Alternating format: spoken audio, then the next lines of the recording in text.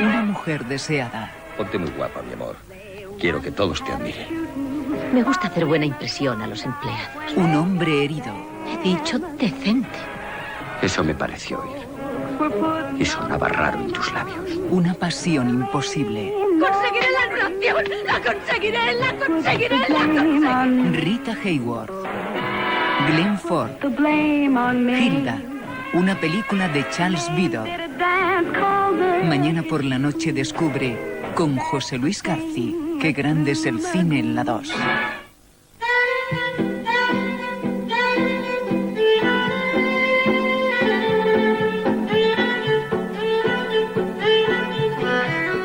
Estábamos hablando y vamos a seguir haciéndolo con Eduardo Aute y con Antonio Escotado, autores respectivamente de estos 3 libros. Caos y orden, de Espasa, Antonio Escotado. Canciones, 1966-1999. Y Animal 2, en una sola palabra. Publicado este por Plaza Janés, escrito por Eduardo Aute, y el otro por las ediciones Celeste. Vamos con Caos y orden, vamos con el premio de ensayo Espasa de este año. Escota, esto es un fractal, ¿verdad? Explica a la gente lo que es un fractal y yo, de paso, te pregunto, ¿es la estructura molecular de la belleza? Esto parece un líquen marino, parece que hace buena la frase aquella de Oscar Wilde de que la naturaleza imita el arte, ¿no? No, es que los fractales tienen muchos lados. Los fractales se pueden definir así rápidamente como la presencia de infinitud en áreas finitas. Esa es, digamos, la definición técnica que da Mandelbrot. También se pueden definir como una geometría que al fin cumple su nombre, es decir, que mide la Tierra, geos, metros. En la práctica son un procedimiento que no era concebido para nosotros hasta que se inventaron los ordenadores, que es coger y a una función, en vez de intentar despejarla, despejar una incógnita, le vas dejando que haga camino, eso se llama iteración. O sea, que se vaya multiplicando por sí misma y se sume una constante. Si esa multiplicación sumada a la constante se va fijando cada uno de los resultados como puntos en un plano, tras 1000 pasadas hay 1000 puntos. Tras 100.000 pasadas hay 100.000. Entonces empiezan a dibujarse fantásticas formas como esas, que naturalmente nos vuelven a hacer pensar en por qué la geometría cumple su nombre, por qué esas cosas se parecen pues a profundas gargantas y desfiladeros, a nubes, a poblaciones bacterianas. Tienen mucha más relación con lo real que el mundo de la geometría euclidiana, que es tan frío, hecho a base de planos, puntos, curvas regulares. Aquí todo es absolutamente infinito. ¿La teoría del caos sería la traslación de ese modelo del fractal a la sociología? Sí, pero hay que incluir el concepto decisivo de estructura disipativa de Prigogine, que viene de la química y la termodinámica, que lo que hace es que reinterpreta el desequilibrio como un factor creativo, es decir, como la fuente de la invención. Hasta ahora entendíamos que un mundo, si no era en equilibrio, si no mantenía el equilibrio, habría desaparecido. La termodinámica de Prigogine, la termodinámica del desequilibrio, nos muestra todo lo contrario y además es, una vez más, como también la geometría fractal de la naturaleza, algo que tiene relación con nuestra vida, con lo que sentimos, tocamos, vemos, con nuestra intuición particular. Estábamos sometidos a un mundo ideal, autoritario, el que nos viene, digamos, desde las órdenes originarias del Génesis y luego se expresa como dinámica de fuerzas y masas en Newton o diferencia entre el soberano y los súbditos. Todo pertenecía a la misma historia de simplificación autoritaria, de cadena inapelable, de órdenes descendentes, de muy poca atención al medio. O sea, suena igual el toque de Diana, haga frío o haga calor, esté la gente cansada o no lo esté. Estamos entrando en otro orden, que está mucho más en relación con el medio, que tiene la humildad de consultar continuamente al medio, de rectificar constantemente. Es haciendo un juego de palabras que parecería salido del libro de Eduardo Aute, el orden frente a la orden. Claro, es un orden ampliado, un orden que comprende el caos como uno de sus momentos, frente a esa usurpación del orden por la orden. Lo que se ha impuesto durante miles y miles de años es la orden que dice firmes, o en marcha, o descanso. Tu libro tiene 2 partes claramente diferenciadas. En la primera haces un análisis de las transformaciones experimentadas por la ciencia contemporánea tras el cambio de paradigma representado precisamente por la teoría del caos. Y en la segunda, que seguramente es la más interesante para el lector, aquella a la cual va a tener más fácil acceso, ahí ya hablas de cosas concretas, harto concretas, de política, de economía, de sociología, de praxis, de vida cotidiana. Claro. Lo que pasa es que quizás la conexión, o sea, el gozne entre primera y segunda parte es lo que se podría considerar más discutible. A mí no me pareció discutible, pero es que aquí tendría que ir a la arqueología de mis propios sentimientos. Una vez tuve un contrato para ir a Nairobi a actuar de traductor y me llevé en el avión un libro de Prigogine, un químico que simplemente venía allí por premio Nobel de Química, el año, yo qué sé, 70 y tantos.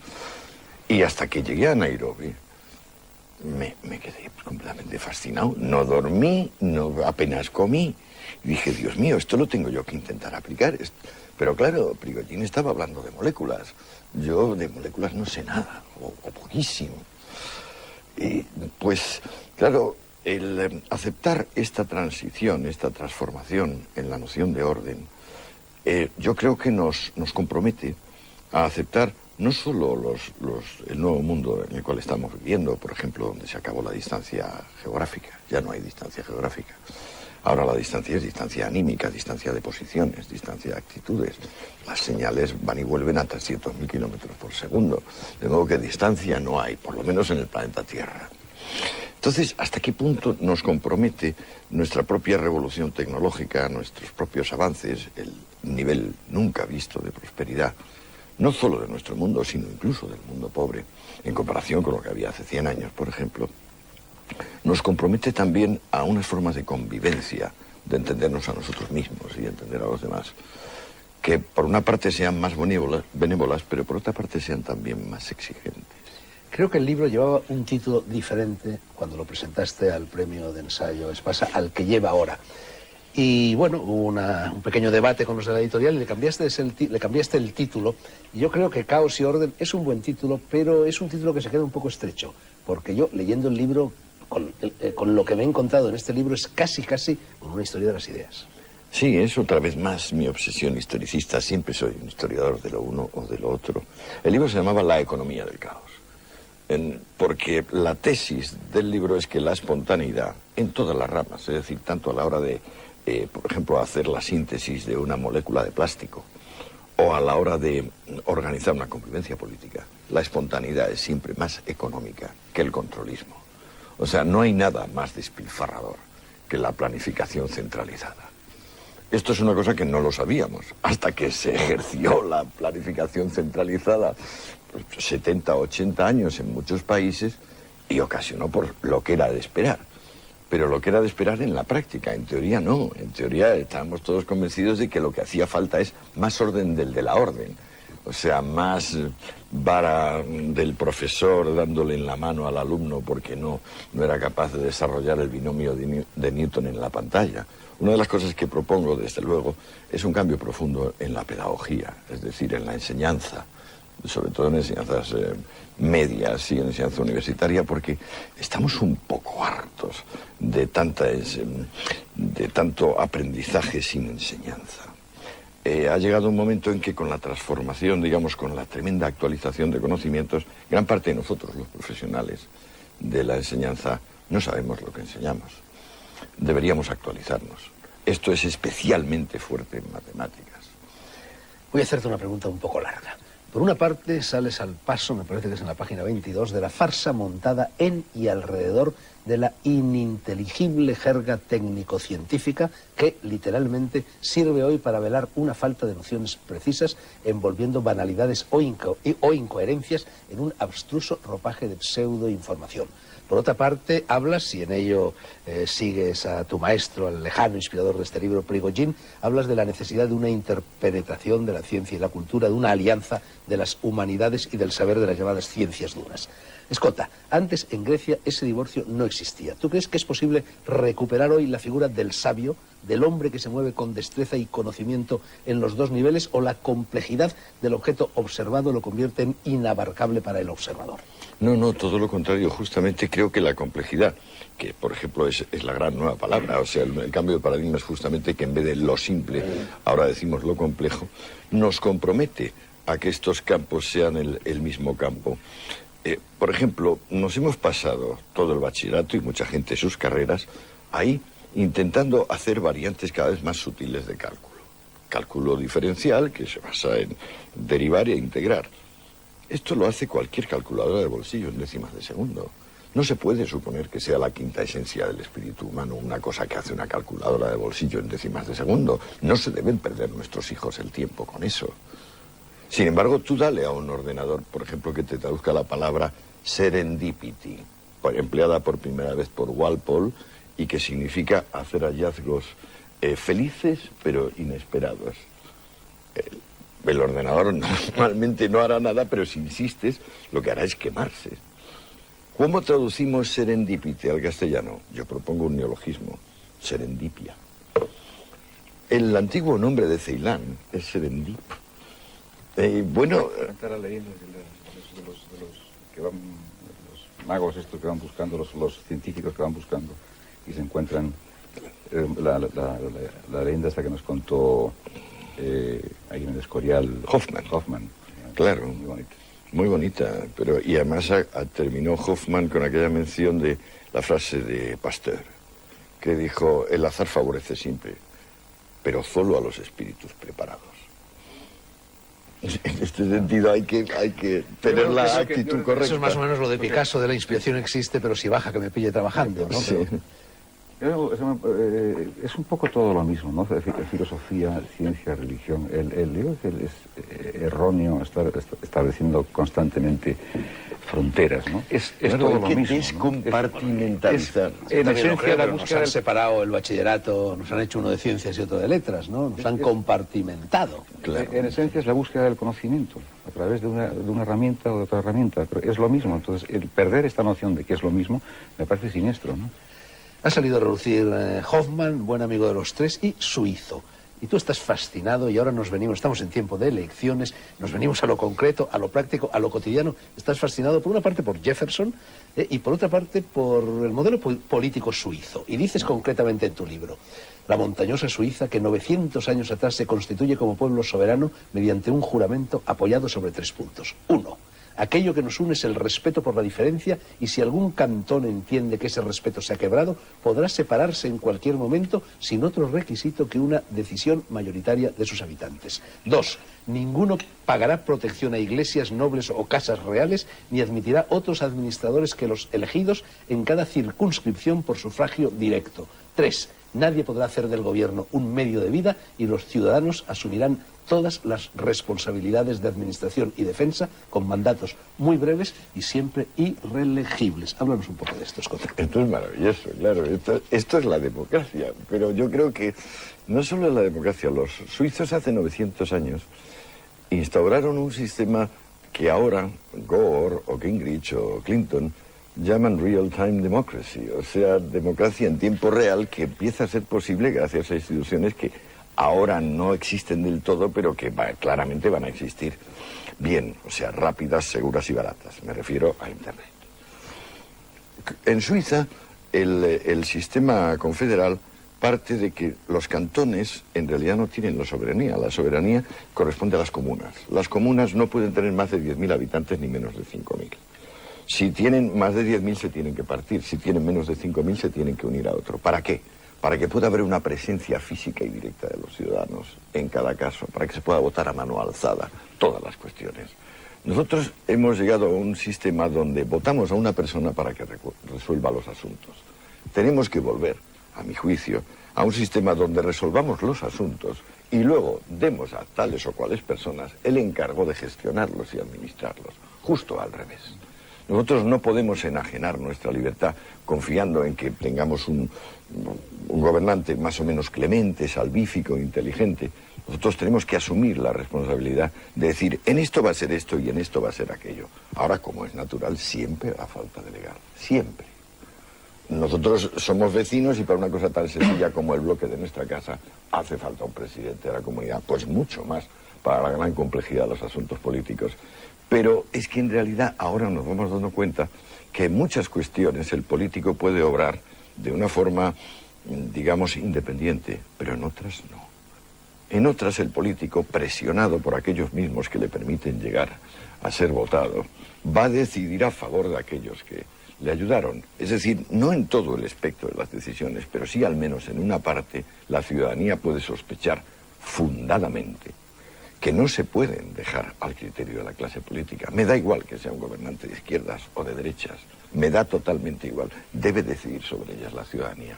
Antes no era posible y era un gran lío. Ahora, con Internet, es no solo posible, sino inexcusable. Por ejemplo, lo más sencillo, ¿cómo es posible que sigamos teniendo contratos tipo? ¿Cómo es posible que con el banco, con la compañía de la luz, con la del gas, con la compañía de transportes, se llame contrato a que una persona o se queda sin el servicio o suscribe todas las condiciones? ¿Cómo es posible que en ese contrato ni siquiera se prevé que el incumplimiento de esas condiciones genera un derecho a indemnización por daños y perjuicios en la otra parte? ¿Cómo es posible? Bueno, así estamos. Yo pienso que en Internet está ocurriendo con la economía, sí está habiendo esa fluidez de negociar, no sin embargo en materia política. Claro, necesitamos que en política, en derecho, los mismos ventajas que ha alcanzado, digamos, el mismo nomadismo que ha alcanzado el capital, tanto inhumano como humano, el capital social como el capital mostrenco, que lo tengan los derechos de los ciudadanos. Eso no sería tan difícil. O sea, por ejemplo, al nivel fiscal. A nivel fiscal el tema es que hay una carrera a la baja de unos estados con otros, porque al ser los capitales nómadas, todos los gobiernos intentan de alguna manera que no se les vayan para seguir cobrando algo, pero para que no se les vaya hay que darles ventajas. Si se les dan ventajas, entonces se va una carrera fiscal a la baja y finalmente acabará triunfando el Estado que menos cobre. Esto es un delirio. O sea, este camino no es el camino que necesitamos. Por ejemplo, ahí vemos una vez más la urgente necesidad de una globalización, porque si no, ¿qué pasa? Que el que tiene de verdad dinero no paga. Y quienes estamos pagando la franja fiscal del 99% es los asalariados del nivel medio, porque son más controlados. Esto es ridículo. Esto se debe solucionar. Esto es una injusticia. Ahora, no se puede solucionar a base de que de repente vamos a llamar a Fidel Castro para que lo solucione, porque no lo soluciona. Aparte que la población no defiende a Fidel Castro. Hay que sentarse los agentes sociales principales y el uno decir yo tengo los votos y el otro decir yo tengo la pasta. Vamos a llegar a un acuerdo. Sí, para que todo el mundo pueda tener acceso a esos medios, a Internet, por ejemplo, evidentemente hace falta un poder adquisitivo que las 3/4 partes... No. Lo que Escotado viene a proponer es casi una democracia basada en una especie de referéndum electrónico. Constante. Yo lo que quiero es un partido demócrata de verdad. Es decir, un partido cuyo programa no sea voy a hacer esto o aquello, sino voy a consultar las cosas.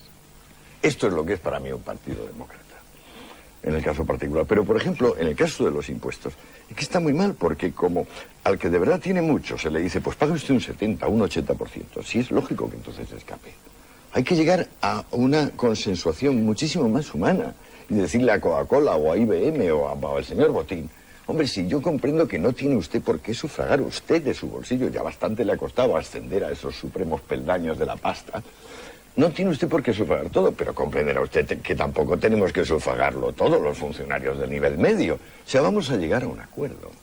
Y claro, que usted no quiere llegar a un acuerdo, entonces sí tendremos que ir a referéndums y a elecciones y a tumbarle a usted, porque usted se ha constituido en enemigo nuestro. Pero en principio nosotros no queremos que sea enemigo nuestro. Vamos a llegar a una composición. Escota, tu libro lleva una cita inicial clarísima para cualquier buen entendedor, una cita de Pascal que dice todo nuestro razonamiento se reduce a ceder al sentimiento. Pero luego la segunda parte lleva una cita de un autor que nos es muy querido a todos, Junger, que es bastante más misteriosa y a mí me gustaría que la explicaras.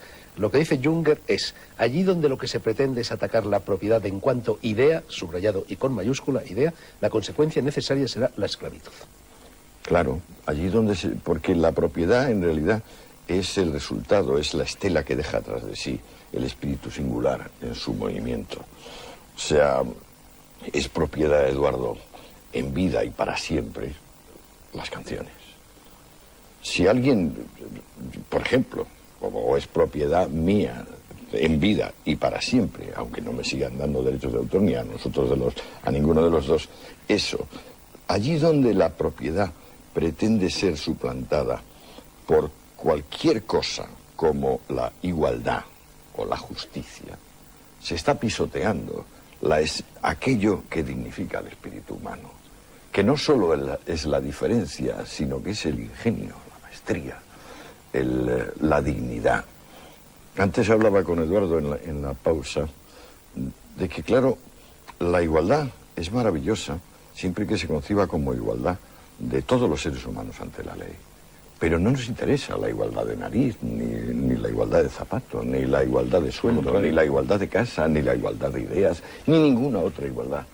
Entonces, cuando se ataca a la propiedad en tanto que idea, lo que se ataca es a la diferencia intrínseca de los seres humanos. Es decir, a la profunda espiritualización que cada vida incluye.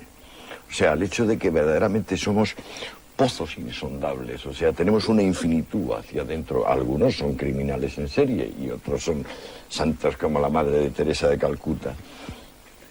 Bueno, hablando apostillando un poco, hablando de la propiedad, hablando de las canciones, es curioso que concretamente los derechos en el mundo de la música no son a perpetuidad, no son para siempre, duran 70 años, ¿no?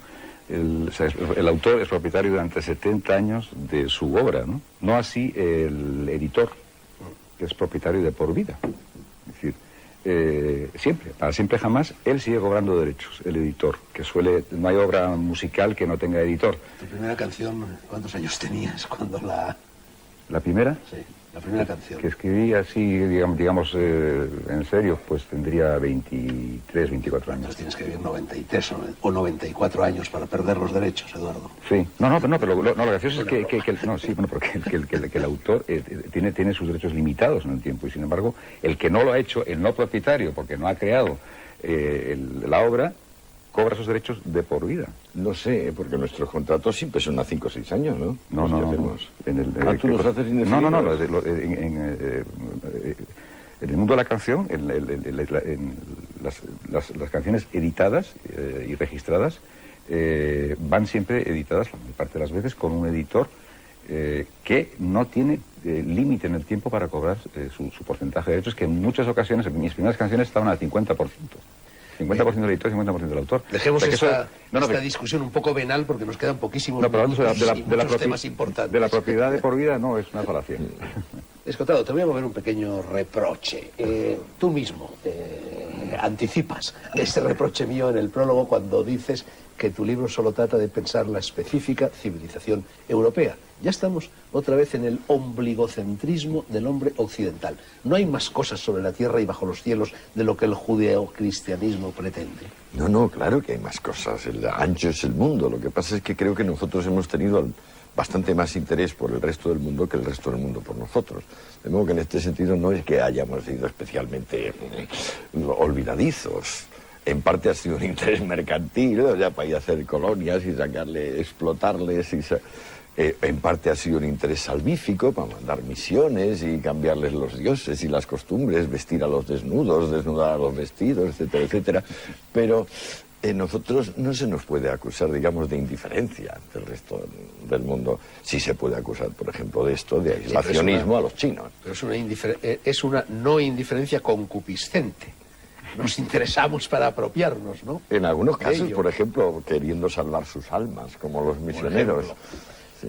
Escotado, ahora todo es consumismo. Ahí se encuentran los chinos y los norteamericanos, los iberoamericanos y los españoles, los japoneses y los europeos. También lo dice Eduardo Aute en su libro. Tú te refieres a ello diciendo que nos gobierna una especie de Leviatán light, cuyo propósito es sustituir la demanda, tradicional fuente de la actividad, por la oferta en un proceso de marketing universal. Cuando yo era un hippie, el consumismo era el diablo, ahora es el Mesías.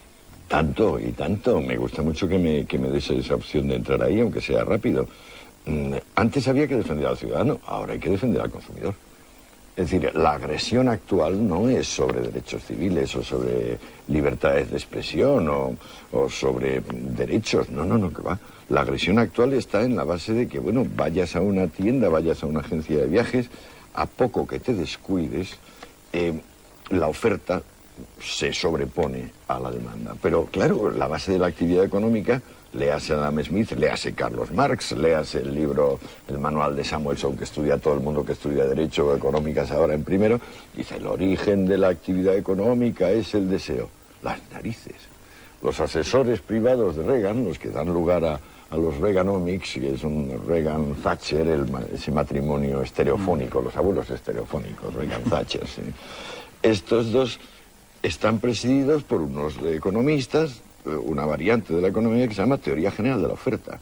La idea es que la única manera de inyectar bienes, dinero en el circuito económico y así producir desarrollo y crecimiento es que haya muchísima superfluidad. Es decir, que al rico le sobre realmente tanto, le salga tanto por las orejas, que entonces invierta. ¿Cómo? Asegurándole de que la oferta se impone a la demanda. Asegurándole de que las personas serán domadas. Irán al Corte Inglés pidiendo un traje de pana y se llevarán lo que el Corte Inglés diga, que es todo menos un traje de pana, porque trajes de pana no hay en el Corte Inglés. Hace poco he leído, creo que fue Clinton, que dijo que la forma de resolver los problemas económicos del tercer mundo era repartiendo mucho internet y teléfonos móviles. No sé si lo habéis leído en la prensa. Pero bueno, es que ese es el tema del fin de la distancia. Los teléfonos móviles es también el fin de la distancia. Lo que pasa es que ¿por qué tienen tantos teléfonos móviles? Porque los padres somos unos hipocondriacos paranoicos y le ponemos uno de esos chivatitos a cada niño. Escotado, tengo 2 preguntas para 2 minutos, a ver cómo te las apañas. Vale. Además, las preguntas son largas. Hay un párrafo en tu libro que me ha hecho brincar. Dices, la libertad formal como libertad de expresión ha alcanzado en algunos lugares los más prósperos niveles impensables hace apenas medio siglo. Hablar y escribir sobre cualquier tema solo tiene hoy los razonables límites de la injuria o la calumnia, e incluso en esos casos la censura será a posteriori, nunca previa. ¿Y la corrección política? Y lo que te ha pasado a ti, que has terminado en la cárcel y yo he terminado en la cárcel y Eduardo no ha terminado en la cárcel hasta ahora, ya veremos a ver lo que pasa. ¿Dónde está ese mundo de libertad? Es que la excepción, Fernando, confirma la regla. La excepción confirma la regla. Por ejemplo, en Argentina a mí me lanzaron una orden de busca y captura como la de Garzón a Pinochet. Pero la Menem dijo siempre a posteriori. Yo ya sabía que estaba el programa ese en la tele, pero ha tenido que emitirse el programa y solo entonces hemos lanzado la orden de busca y captura. No está en una cárcel argentina por horas, por mi culpa, creo, que sí. No sé si estamos juntos y salía el vuelo y tal. Si se queda un poco más, sigue allí. Sigo allí, ¿no? ¿Qué va? Si esto no se atreven, si luego hay mucho tango, ahí hay mucho tango. Bueno, saltémonos todo, o casi todo, que es mucho, Escotado. Tenemos que terminar ya. Magnífico. Todo va bien. Vivimos en el mejor de los mundos posibles. Leibniz Yo no he dicho eso. Y Pangloss tenían razón, pero última pregunta, Escotado. ¿Y si en medio de tanta dicha estalla el ecosistema? No, es evidente que, digamos, se está creando una burbuja financiera donde se sobrevaloran las cosas. El caso de Terra, por ejemplo, de Telefónica, es evidente. O sea, una cosa que vale 10, de repente, pues, parece que vale 50.000.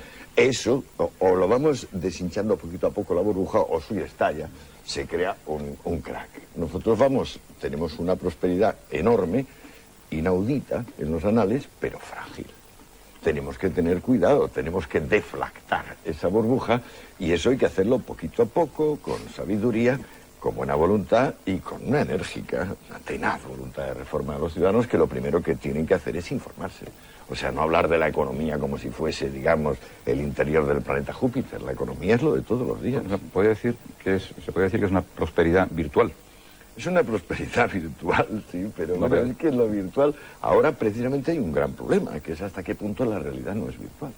Al descubrirse la ordenata y al profundizarse los conocimientos de neurofisiología, hasta qué punto toda realidad no es virtual. Hay ya un par de grandes libros sobre la materia. Bueno, no los digas, no os enredéis en nuevas discusiones, deflactemos, punto final, aunque no punto omega, de momento. De momento, entre el caos y el orden, la vida sigue y seguirá también la actividad filosófica de Antonio Escotado, y seguirá la actividad poética, musical y pictórica de Luis Eduardo Aute, y seguirá dentro de 7 días negro sobre blanco, y seguirán ustedes, así lo espero, mirando y escuchando lo que aquí se hace y se dice. Y algún día, lo asegura un villancico, nos iremos todos, sobre todo yo que soy viejísimo, y no volveremos más. Hemos estado entre amigos, y entre amigos hemos jugado a ordenar un poquito el mundo caóticamente y sin la pretensión de salvarlo. Líbrenos Dios de los embaucadores que ofrecen eso. Eduardo Aute, Antonio Escotado, gracias. Gracias también a todos ustedes. La próxima semana, más. Buenas noches.